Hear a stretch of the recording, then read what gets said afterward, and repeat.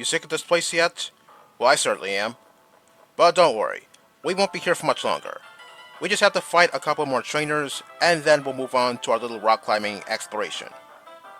Anyway, let's get down to business. As you know, there's a tier rate battle event that's up and running featuring a 7-star Blaziken, or in short form, it's called the Mighty Blaziken event. So let's talk about this thing.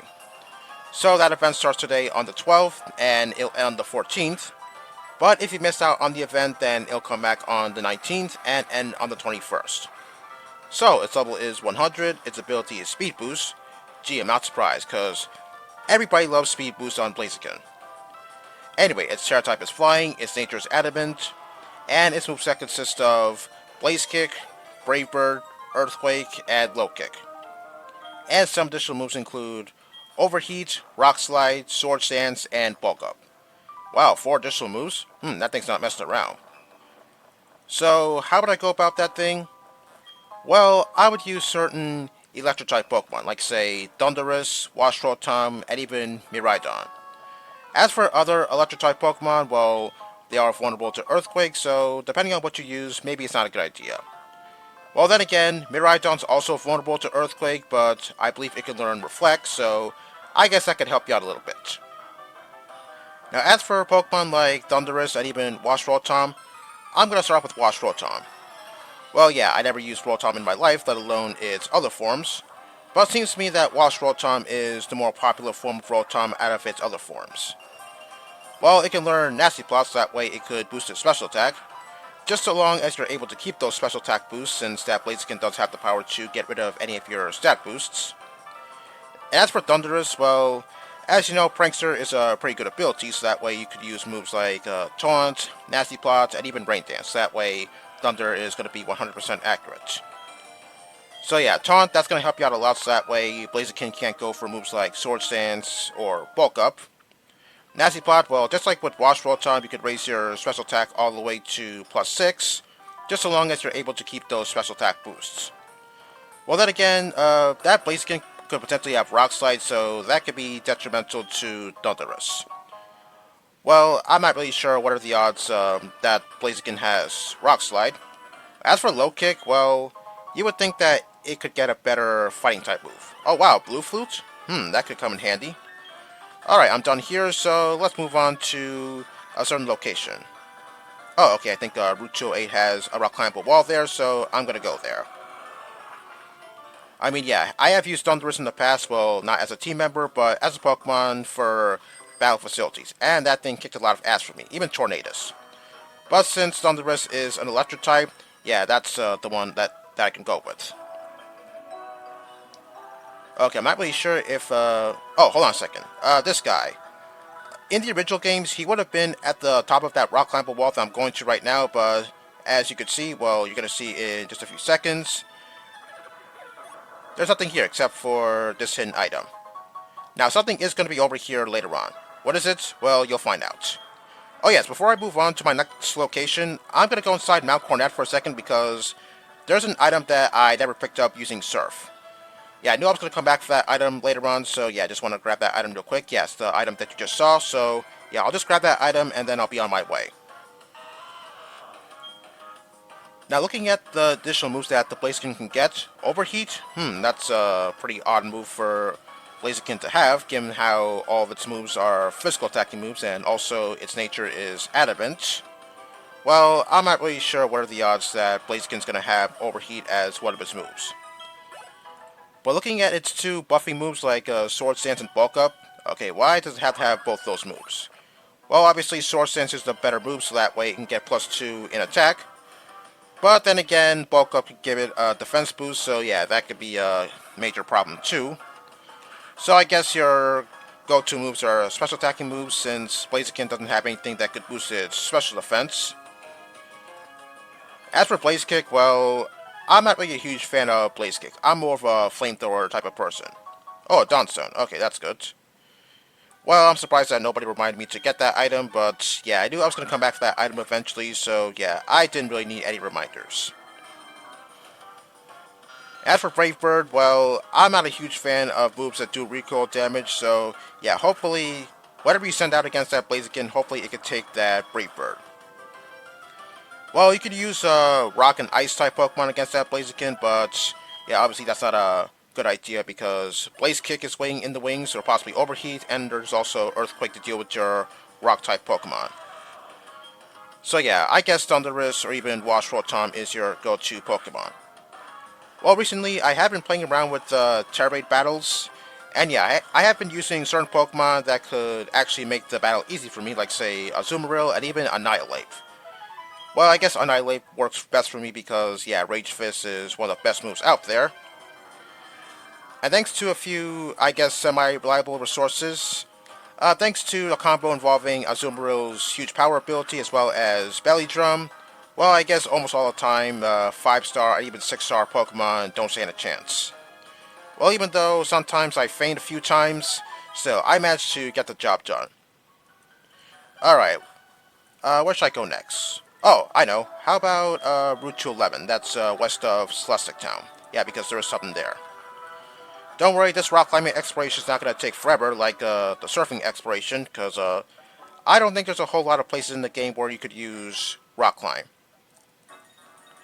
Okay, that rock climbable wall is right over here. There would have been some rock smash rocks in the area if you were playing the original games, but not in this game. Alright, what do we have here? Oh, red flute. That's going to come in handy too. And check this out. Another item. Oh yes, on the left, there would have been the TM for Psychic if you were playing the original games, but something is going to be over here later on.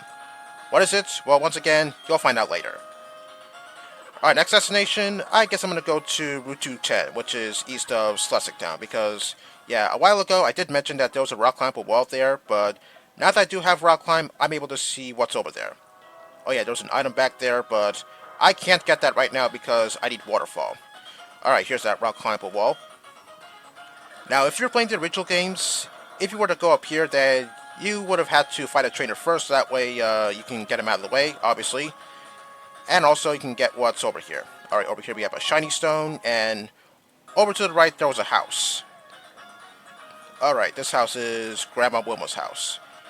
Grandma Wilma, otherwise known as the Draco Meteor move tutor, is basically a clone of Overheat, except that this move is for dragon types only. Well, there's also that event Jirachi that has Draco Meteor as one of his moves, but that's different.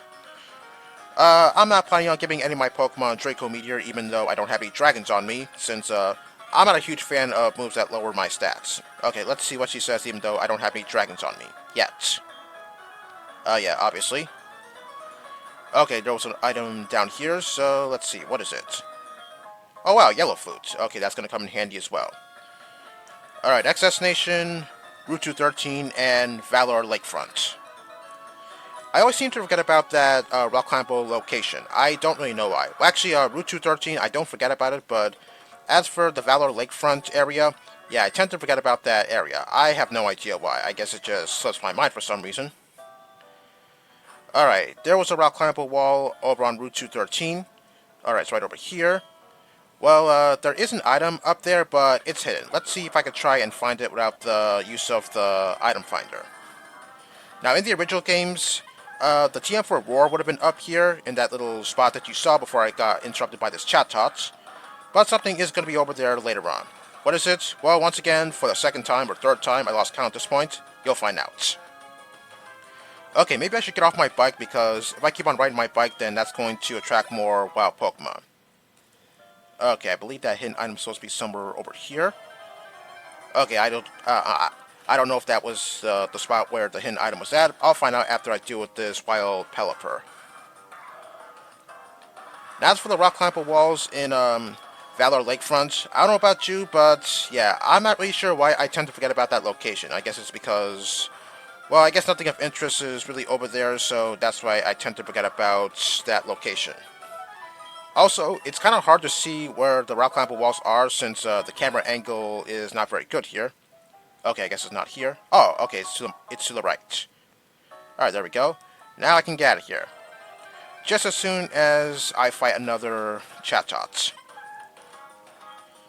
You know, if this was Brilliant Diamond and Shining Pearl... Actually, no, wait. If Brilliant Diamond and Shining Pearl were to be the games that they should have been, then maybe we could see the rock climbable walls a little bit better. Yeah, I heard a lot of people were disappointed that Brilliant Diamond and Shining Pearl were not what they were supposed to be. Well, As for myself, well, I guess, whatever works. I mean, I kind of expected it to be, kind of like X and Y or something, but yeah, maybe they could have done a little bit better. Okay, I'm going to start off with the rock climbable walls that are over here. There's a house right here that I couldn't get to since I didn't have rock climb yet, but that's all about to change. Alright, what do we have in here? Okay, we have these two people. Oh, I believe the guy on the left is supposed to give you a Pokejab. Okay, sure, whatever floats your boat. Because after all, three's a crowd. Okay, you got a max revive in the garbage. Okay, so he's saying something about the coin toss. Yeah, he's referring to the coin toss app, so I'll show you that right now. Hopefully I can find it. Okay, here it is. Yeah, this Pokejab doesn't really do a whole lot, just flips the coin.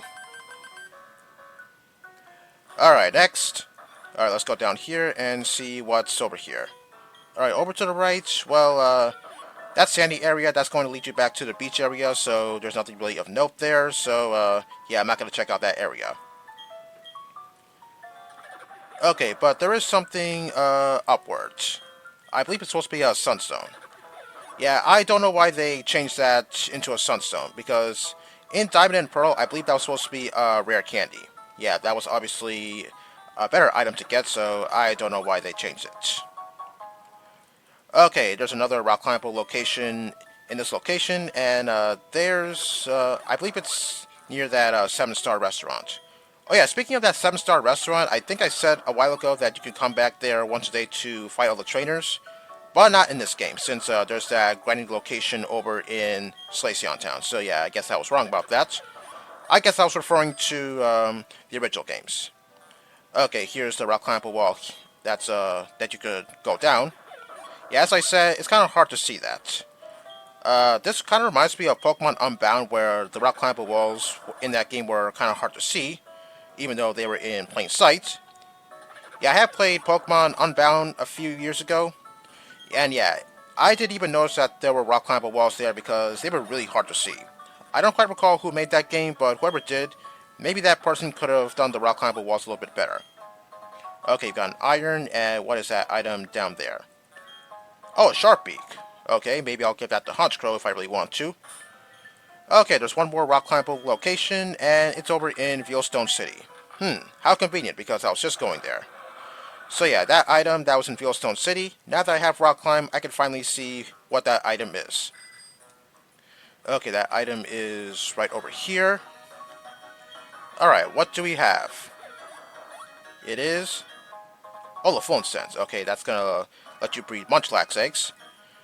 Okay, I believe that's it for rock climbing right now, so now I'm going to make my way to the Team Galactic building, which is in the northernmost area of Fieldstone. Alright, what's this guy doing over here? Okay, he's looking at the antenna. So what about it? It's just a regular antenna. Nothing too special about it. Okay, and he recognizes me. No, I don't know who you are, because all of you grunts look the same. Nope, you don't ring a bell to me at all. Yeah, obviously, no, I don't know who you are. And he's talking about a storage key. I wonder what he can mean. Oh, look who's here, it's Looker. Okay, so what he's doing here is, that grunt was talking about a storage key, and Looker just so happens to have it. How convenient. So that key is used for unlocking that door that's in the Galactic warehouse. Last time we were there, we got Dawn's Pokedex back, and also the door was locked. Okay, yes, I'm going to go over there, so that way Looker can open the door. If you're playing Diamond and Pearl, then that grunt who was just here, he would just run away and he would leave the storage key behind, leaving it for you to pick up, so that way you could enter the Galactic warehouse. Well, now that it's in Looker's possession, let's go to the warehouse and let's have him open the door. So at least he's going to be useful for something. Okay. Oh yeah, in Diamond and Pearl, there would have been a grunt over here, and yeah, I'm not really sure what he would be doing over here. Yeah, I don't quite remember. So yeah, you're able to go in despite the fact that there would have been a grunt at the door. Alright, let's see what we have here. Oh, Duststone. That's good. Okay, looks like we're going to have to fight a whole lot of grunts here, so I'm going to take care of that next time. So join me then for some more action.